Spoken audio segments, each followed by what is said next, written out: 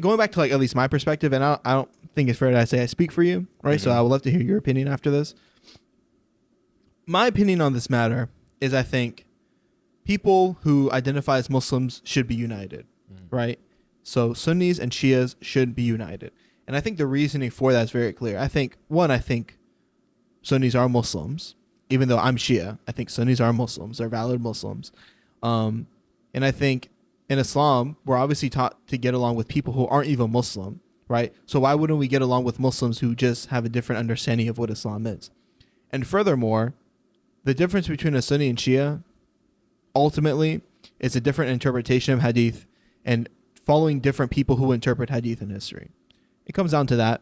We have the same Quran, but again, like people kind of simplify it. We have the same Quran. I'm like, yeah, but if we have different people, we have different tafsirs, right? So if you have a different tafsir and different scholars, yeah, the things are going to be interpreted differently. But at the end of the day, I think Muslims are Muslims, right?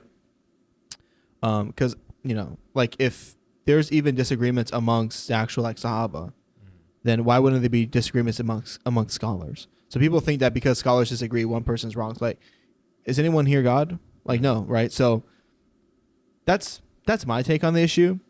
But I think the problem is that, and I'm gonna cut myself here after I say this because I'm talking too much. But I think the problem is how we address unity. So I see people who their way of talking about of having unity, right? Their ultimate goal is just unity idea. But it's to say, brother, there's no difference. There's no difference. Don't even mention Shia. Don't even mention Sunni. I'm just Muslim. I'm just Muslim. You ask someone who they are, I'm just Muslim, brother. Don't say Shia. That's sectarianism, right? Don't mention the differences. And to me, so that's unity or that's sectarianism? You're saying that's some people's idea of unity. Yeah. Okay. And I'm saying, to me, that's the equivalent of saying, brother Hussein, you're not black. You're human. Yeah. I don't see color, brother. You're not white, man. I can't see the texture of your hair being different. I'm like, you're just ignoring reality. Exactly. Yeah. I mean, you can still. Yeah. Anyways, continue. That's all you have to say. Yeah. I guess my take on unity is, I think I have yet to hear an explanation of two things. One is, and this can be applied to like a lot of things. What is the goal of unity? Is it? Yeah, I guess like what is the goal of unity? Because I get into a lot of these I go into a lot of these multicultural intra-faith spaces or even interfaith spaces, and like you said, everyone's like kumbayaing like we're all the same. Mm-hmm. Even if you're at a place with like Christians and Jews, which were pretty different, but that's the attitude is still had. And so my question is like, it doesn't seem like there's a clear goal for us to strive towards together. Because what else would we be unified for? I guess that's like my kind of thing I'm trying to understand and have yet to be explained to me in a way that makes sense. So that's one thing. And then you can like speak to that if you have an idea. And then the second thing is like kind of in the same vein is people ask unity. But if there is someone that I don't view as a Muslim, for example, what is my incentive to have that unity? Now, that doesn't mean I hate them. That doesn't mean I like try to kill them. That doesn't mean I have animosity towards them. But like, why should I go out of my way and make myself uncomfortable? Like, what is the incentive in doing that? Outside of like, perhaps like the general like respect and brotherhood that you're supposed to have between your fellow man, right? So they're kind of like two, not issues, but things that I've always kind of had questions about in terms of unity.